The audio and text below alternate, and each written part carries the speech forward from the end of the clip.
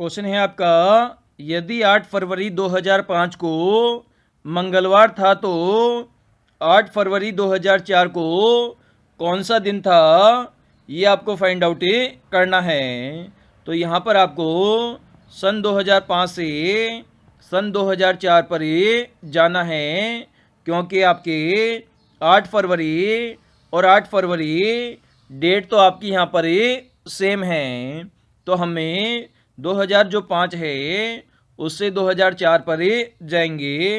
तो 2005 आपका साधारण वर्ष है जिसमें दिनों की संख्या 365 होती है, लेकिन 2004 आपका लीप वर्ष है।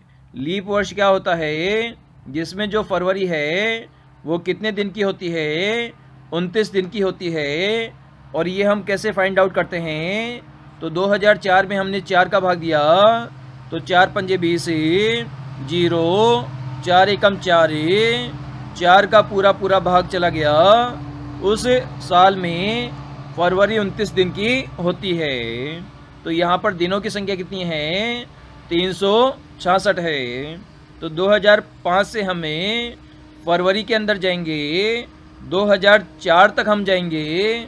तो यहाँ पर जो आपके दिन हैं वो कितने काउंट होंगे, 366 काउंट होंगे, क्योंकि फरवरी जो 29 है उससे पीछे चलते हुए हमें 8 फरवरी तक जाएंगे।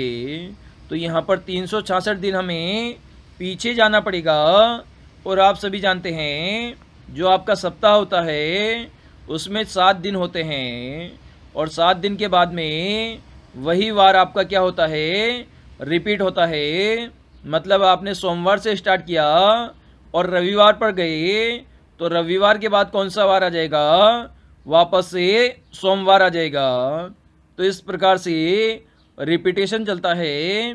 तो 366 दिन में से ऐसे दिनों को हम अलग कर देते हैं जिनमें 7 का पूरा भाग जाता है, क्योंकि वो दिन आपके वापस से रिपीट होंगे।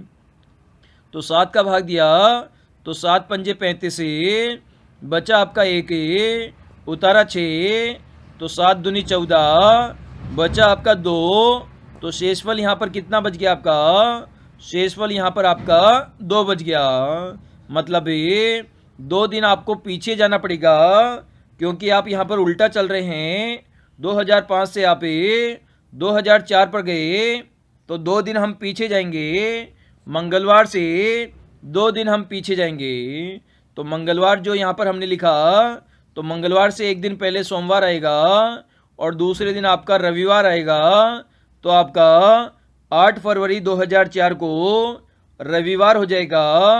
और ये आपको ऑप्शन नंबर सी में गिवन है। तो सी हमारा दिए गए क्वेश्चन का आंसर हो जाता है। क्वेश्चन है, दी गई आकृति में कितने त्रिभुज है, ये आपको यहाँ पर फाइंड आउट करना है।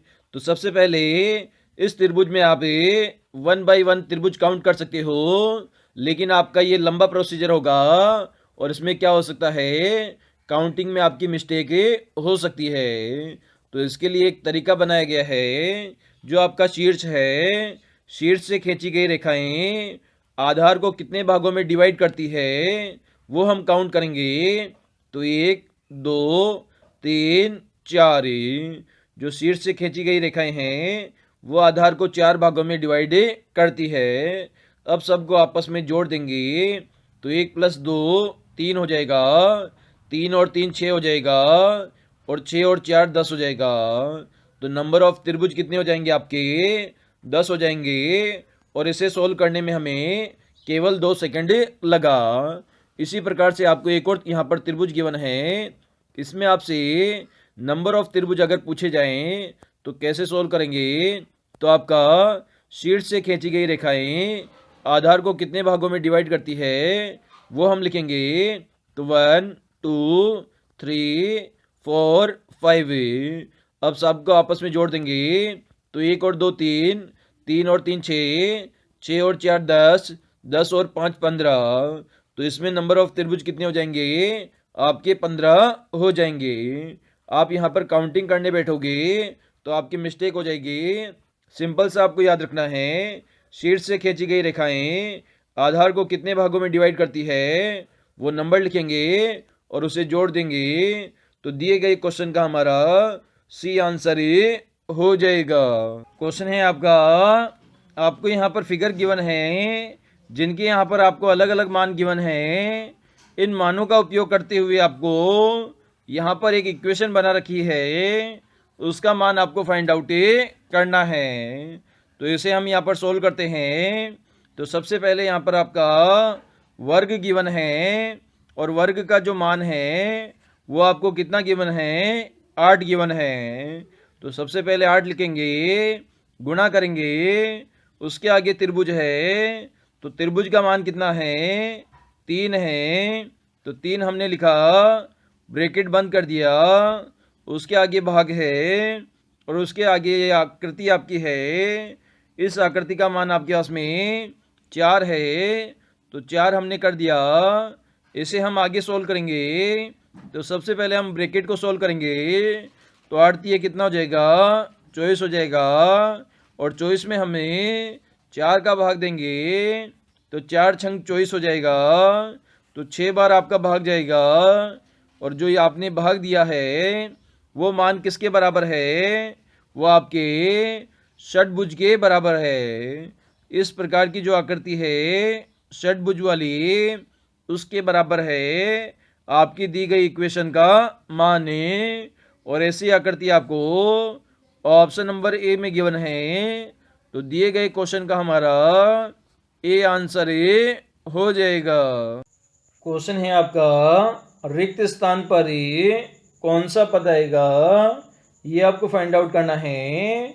और इसके लिए आपको यहाँ पर नंबर सीरीज यहाँ पर आपको गिवन है, जिसमें आपका एक खाली स्थान है, और यहाँ पर आपके दिए गए 4 ऑप्शन में से कौन सी संख्या आएगी, ये आपको फाइंड आउट करना है।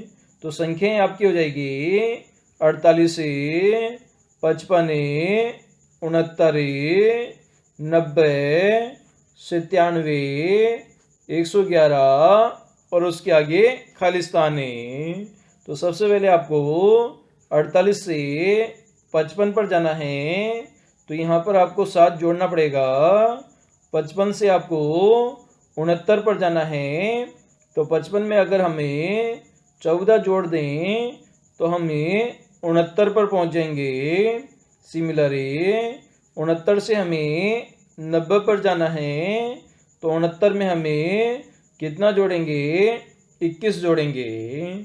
सिमिलर आगे हमें 90 से हमें 97 पर जाना है, तो 90 में हमें 7 जोड़ेंगे, तो 97 पर पहुंच जाएंगे। और 97 से हमें 111 पर जाना है, तो 97 में हम कितना जोड़ेंगे, 14 जोड़ेंगे। और आगे 111 में हम कितना जोड़ें कि आगे वाली संख्या पर पहुंच जाएं। तो इसके लिए प्रीवियस में जोड़ी गई संख्याओं का हम एनालिसिस करते हैं। तो सबसे पहले हमने 7 जोड़ा, उसके बाद में 14 जोड़ा, और उसके आगे 21 जोड़ा, और वापस से हमने 7 जोड़ा। मतलब 7 से 14, 14 से 21, ये वापस से संख्याएं रिपीट हो रही है। तो 7 हम जोड़ चुके, उसके बाद में हमने 14 भी जोड़ दिया, तो आगे हम कितना जोड़ेंगे, 21 जोड़ेंगे। तो 111 के अंदर हमें कौन सी संख्या जोड़ेंगे, 21 जोड़ेंगे। तो 1 और 1 कितना हो जाएगा, 2 हो जाएगा। 2 और 1 कितना हो जाएगा, 3 हो जाएगा। 1 का 1 हो जाएगा। तो संख्या कौन सी बन गई आपकी, 132 बन गई। और जो कि आपको ऑप्शन नंबर 3 में गिवन है। तो ऑप्शन नंबर 3 हमारा इस क्वेश्चन का आंसर हो जाएगा।